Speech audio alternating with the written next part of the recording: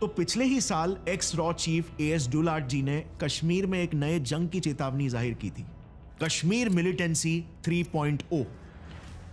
1990s में जब कश्मीरी पंडितों का मास जेनोसाइड हुआ था, तब कम से कम 200 से 300 आतंकवादी पूरे इंडिया में घुस चुके थे।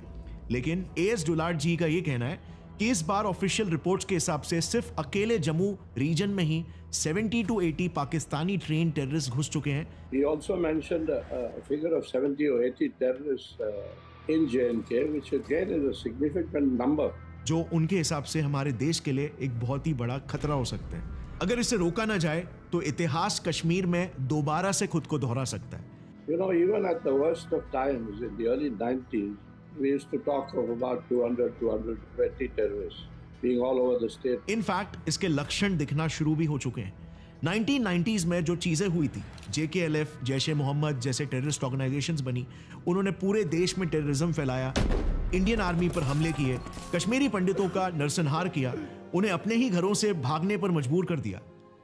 और अभी भी जब से इंडियन गवर्नमेंट ने आर्टिकल 370 रिवोक कर दिया, तब से काफी सिमिलर इवेंट्स एक टाइमलाइन की तरह रिपीट होते हुए दिख रहे हैं। 2021 के बाद कई सारे न्यू सेपरेटिस्ट ऑर्गेनाइजेशंस बन गए, सीरीज ऑफ टेररिस्ट अटैक्स भी शुरू हो चुके हैं।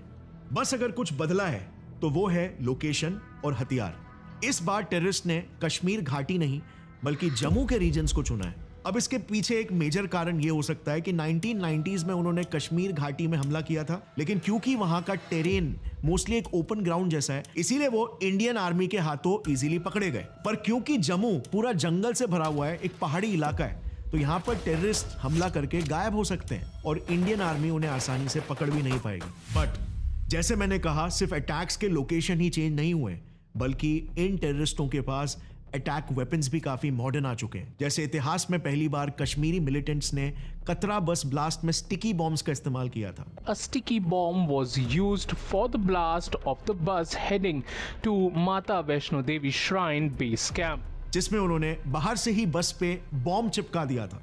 2021 में तो टेररिस्ट ने जम्मू एयरफोर्स स्टेशन पे ड्रोन से बॉम्ब ब्लास्ट किया था। अब सोचो, इनके पास ऐसे हाईटेक बुलेट्स तक आ चुके हैं जो बुलेट प्रूफ गाड़ियों को भी भेज सकते हैं। और इसी सब का अंजाम हमारे सामने है। 2021 के बाद पिछले दिसंबर तक हमारे 124 जवान शहीद हो चुके हैं, आर्टिकल 370 एब्रोगेट होने के बावजूद। इसी वजह से अभी तो सरकार ने भी वहां के लोकल सिविलियंस को हथियार देकर उन्हें मिलिट्री ट्रेनिंग देना स्टार्ट कर दिया है, जिसको government village defence groups VDGs बोलती है।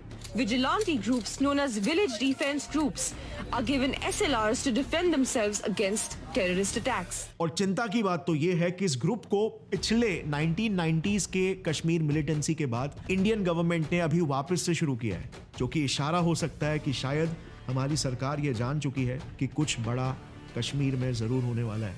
सबको सचेत रहना चाहिए।